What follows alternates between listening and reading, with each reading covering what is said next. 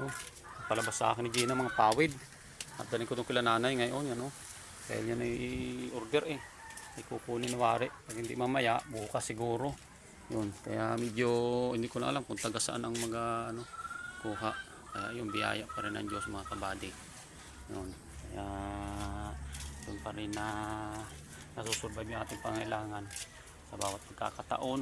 Yung mga ginagamit siyang tao.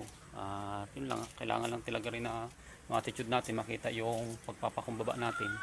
Yun, sa kabila ng mga nangyayari at nagaganap, maging matapat pa rin tayo sa simpleng bagay na ginagawa natin.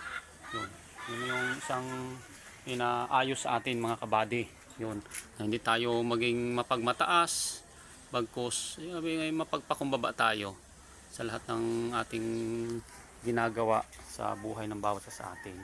Kaya napakahalaga yun dahil yun ay kaayusan ng bawat sabi nga ay sa ating loob ng tahanan, sa ating pamilya, sa ating mga anak. Yun, laging mayroon pa rin lagi yung pagpapaalaala natin. Kaya yun pa rin yung napakahalaga sa buhay ng bawat sa atin. Yun.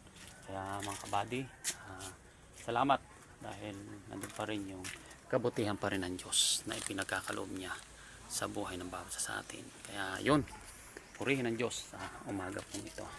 Kaya patuloy na nandun pa rin siya sa pagkakataon na ipinagkakaloob niya sa buhay ng bawat sa atin. Yun. Gaano ko ng munggo. Oh, mga kabady. Yan. Nakukulo na siya. Yun. Oh. Kulo na. Pirasong munggo. At oh, hindi ko alam kung anong alahok ni Gina dyan. Hindi ko pa rin ano sa kanya. Kaya salamat pa rin.